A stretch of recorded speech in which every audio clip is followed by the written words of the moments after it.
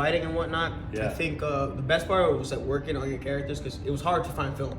Yeah. It was hard to find film. You only got a couple minutes, so yeah. Yeah, but we were able to kind of slow down a little bit with your fights. And the key thing that I kind of keyed in on was like mainly you were lining your opponents up really well with your footwork behind your hand, as opposed to you weren't throwing your strikes to get to your wrestling. You weren't forcing a bunch of labored strikes to get to your steps of your wrestling. You took your time really well. You controlled the space extremely well in the octagon. And when you transitioned from your overhand into the double leg, got to the mounted position, got to set up the triangle. I think the triangle was sicker than you just finishing him in mount. Yeah, it was crazy. Like, I do that a lot, like in jiu-jitsu and stuff. And so I think when it happened in the fight and I got into that position, I almost just like didn't think about it. Like similar to the way, like if you just drill something so much, you don't think about it.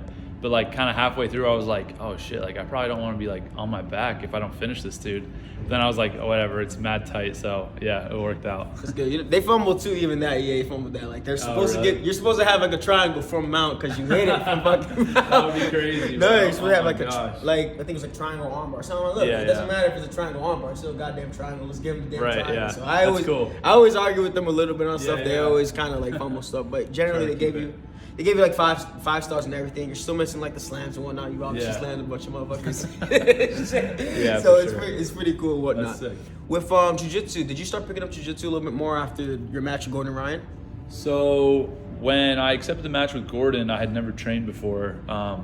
Obviously, like I was kind of like, all right, I need to try to get some work in. And so I did a couple training sessions, but then after that, I was like, all right, I'm still focused on wrestling because I wanted to focus on the 2021 Olympic trials. And so I didn't really train at all until after that. But now I feel a lot more confident in my jiu-jitsu, just being able to have like more experience rolling with high-level guys and stuff and training, and obviously like all my experience in fights and stuff. So yeah, I mean, I enjoy it a lot. I wish I could do it more, but it's hard to like when you're trying to balance everything in MMA, you know?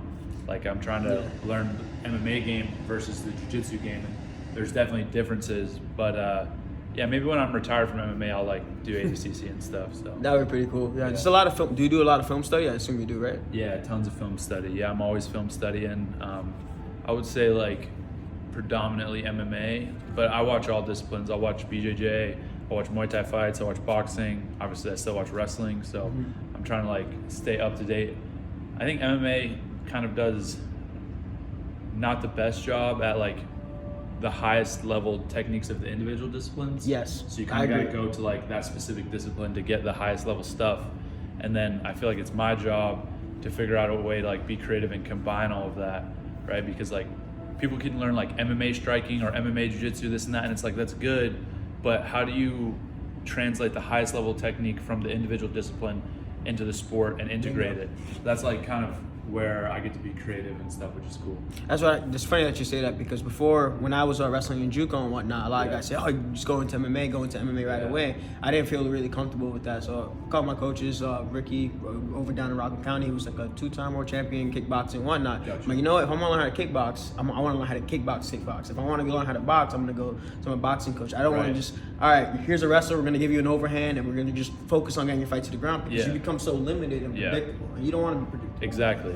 Yeah, I think like, you know, there's a fine line, because like in MMA you still have to fight, right? Like you still like a real fight, like you know, and you have to focus on that, but it's also like understanding the fundamentals and the ranges and the different kind of nuances that are involved in the specific discipline. I think is so important. Way more important. But like I just think it's like on the fighter to be able to like implement that in an MMA situation, right? Because you can't just like if you just take a straight up Muay Thai fighter and you're like, all right, fight Muay Thai, but this guy's fighting you in an MMA fight, like that guy's gonna get killed. But if you can figure out how to use like that perfect crisp technique and fundamental in an MMA setting, and then transition really quickly to like everything else and blend it together, then it's like that's like the highest level of MMA in my opinion, which some guys are doing that pretty well, but overall it's not a lot. Yeah, and a lot of it's because they focus on a lot of sensationalist stuff, right? They focus on who got the craziest knockout, who's talking the most trash, and what usually sells is just this is this big film thing, we're going to talk about the guy who's doing this and that, but they don't value good defense in MMA. No, what's crazy, it's crazy to me how much people get hit, bro. I'm like, dude, like I don't think they value the same things I value, just because like if you're getting hit that much, you obviously just don't really care. You don't have good coaches, you don't have good fundamentals, and no footwork. Like why are you doing that, bro? Like I think people, again, it's sensationalism. They get caught up in that type of mindset. But you know, for me, like I've fought 5 times, 2 amateur, 3 pro. I haven't got hit once. Like literally not one time in any of my fights. And that's, I mean, I think that's partially like there's some amount of luck involved in that, but I think a lot of it just because like I'm just like out of there. Like I'm not putting myself in a vulnerable position.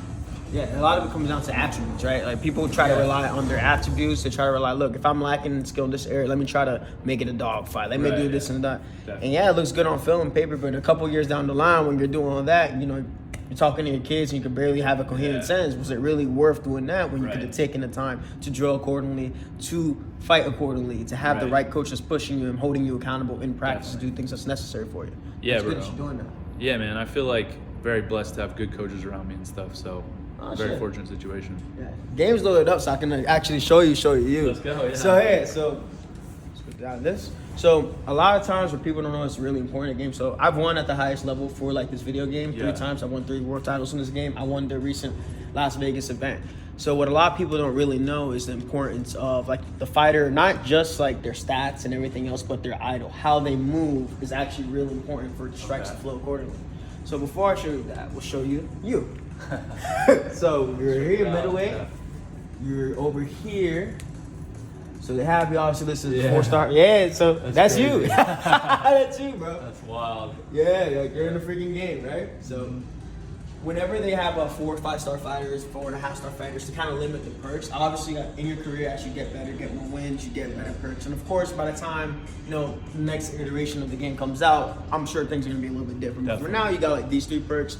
Wrestle Clinic essentially helps you, what I'll say, deny people on the ground. So if you think of it from a wrestling stance, like, you know, like you're pulling their wrist and like you're stopping them from transitioning to the next transition.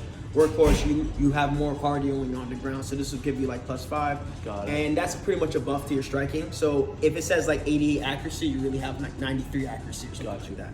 So in the stand up, of course, we had to be limited. I can't give you God mode stats, obviously, but evidently you have punching power. You really have punching power. You have good accuracy.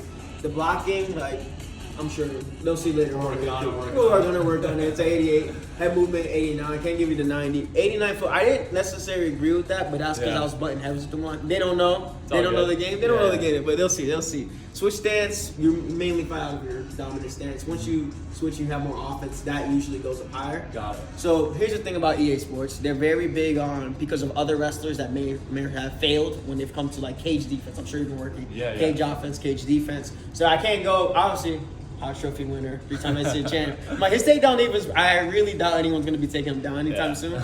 But I can't give you 99 takedown defense or anything like that because the numbers have to add up. The highest I can give him are at 94. Kick power, you have really decent kick power. Some guys, I've seen him. The one clip I have of you landing like a head kick, I'm like, that guy was pretty dazed. So I'm like, that's good enough for at least something above 90, 89 for the kick speed. That's cool that you like get to like you just reference that all with film and stuff. So the film's important, and the hardest thing was the grappling. Because the wrestling part's easy. Like the wrestling part's easy. Like I can give you like the max. I think you actually probably have like the highest in the division. I'm pretty sure. Like maybe like behind Prime Rockwood or whatever. But you have 93 top. 93 top control, 95 takedowns. Bottom control as your jiu-jitsu. 92 submissions. This would have been like an 88 if you didn't submit that guy. But you got 92 off of that. Sub defense, you know, benefit of the doubt. Like you have some good submission defense, and if you do end up in trouble, the thing is, what I always say, it's not about them getting in trouble. It's also avoiding the position of submission. So if you get put in somebody's jiu-jitsu guy's guard, right? It's not about, okay, let's see if Bo Nickal was gonna fucking put himself in the triangle and risk himself getting choked out. No, if you're controlling the inside, you have inside control. You're passing this guard. That is submission defense. That is not just top control. And ground striking, the ground and pound, clinch striking, and then clinch control, 94. Again, those are gonna. I have like really good faith. That's just gonna be high. And then what we do for the health stats, it's usually like the thing where I call baseline. Where it's like, all right, we gotta give him like the baseline. He hasn't been hurt, right? There are certain things like attributes like recovery. So, you know, God forbid you do get hurt, right? Like how fast you're able to recover, get to what you're supposed to do. those that usually ends up getting higher. Legs is usually determined on like how you deal with leg kicks, checking leg kicks. Yeah. Not just if you're tough and you take the leg kicks, but also your response to leg kicks. Got it. Body damage, liver shots are kind of ass. So hopefully you don't have to deal with that. The chin, that's always so. Obviously, Israel Adesanya, Alex Pereira. Yeah. Great strikers. Yeah. They can't grapple for shit. Right. They're phenomenal strikers, but you're a way better grappler. I think you can say that with 100% confidence, right? And the dumbest thing I see online is when people say, well, you gotta see where Bo's chin stands up when he strikes about Adesanya. But why the fuck is he gonna wait if he I'm not letting these dudes like tag me like 100 times. Like, yeah, there's no Of course you can always get caught, but it's like, all right, hit me, bro. Let's see how good my chin is. Like, no. It's extremely done. And obviously, top moves. Okay. I'm like, there is nothing, like, I think I barely butted head with anybody on this.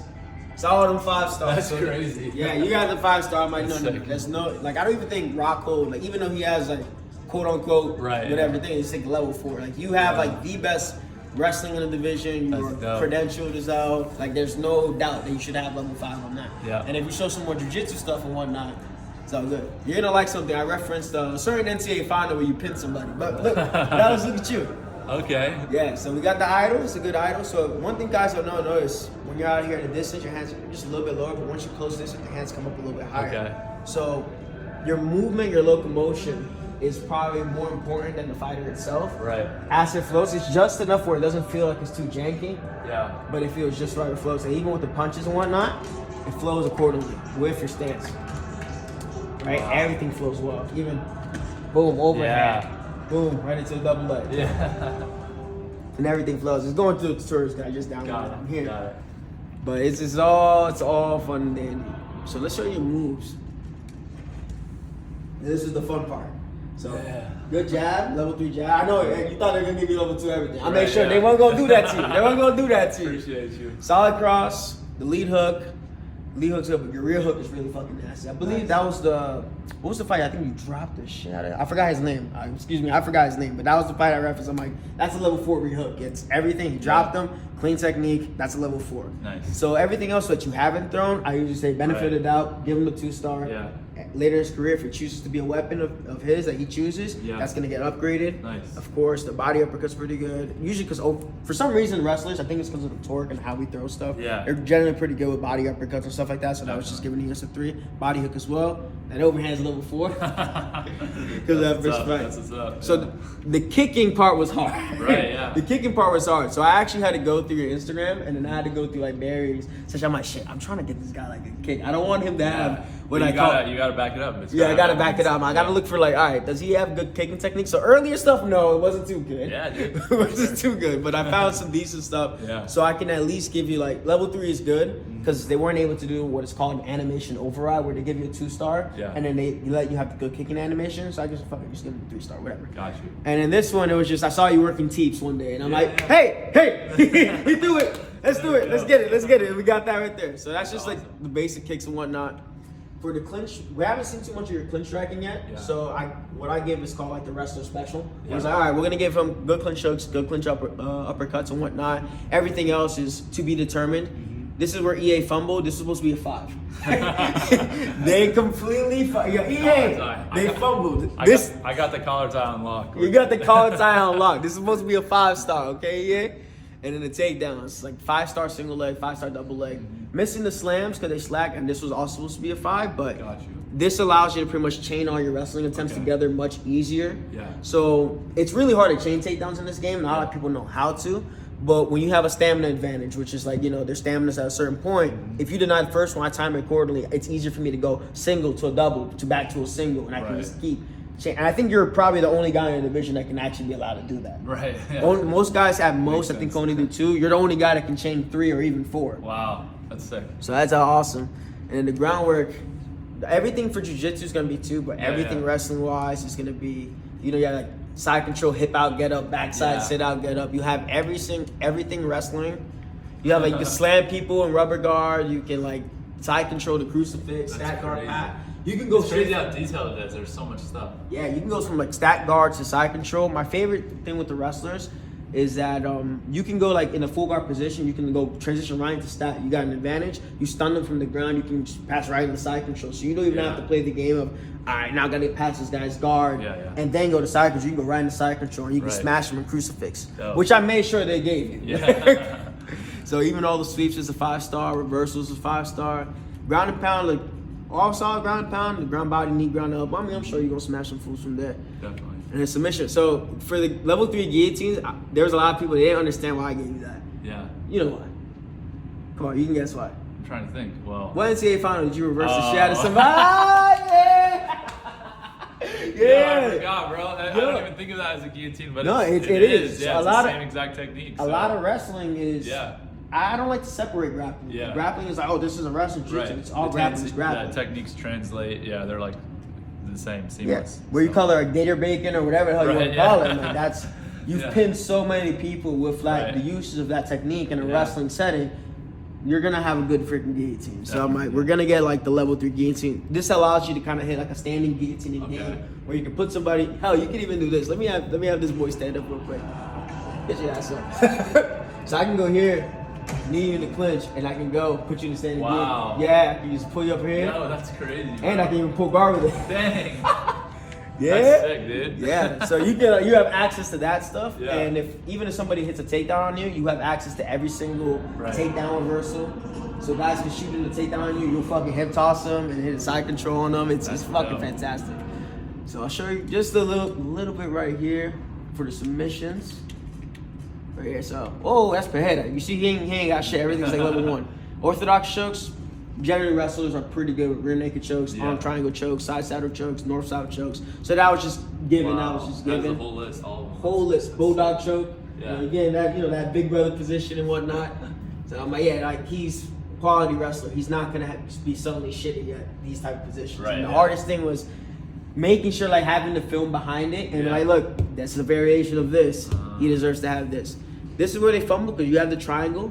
For some reason, you have an inverted triangle. I don't know about that. I got an inverted triangle. You got an inverted triangle? You got, okay. Hey, he said it himself. He got it. So I don't want to hear shit from y'all. And then the boxing combinations. Nice. Right, We're working on it. Working on it. Get there. Working on it. Right, but it's 2, 1, 1. Eventually, after you do what you do, I'll get a little bit higher. But yeah, that's all you. That's all you, my boy. Dude. That's crazy, bro. That shit. I appreciate that rundown. That's mad interesting to me. Very cool. Crazy to me how accurate everything is. So. Yeah, with I know like they always say DC does all the work, but there's a game changer group where the guys kind of like help put everything in. And I was happy to really figure. I saw my Bo's in it. All right, let's fucking do it. Appreciate you, dog. Appreciate it. Let's get off the training, brother. All right, let's do it.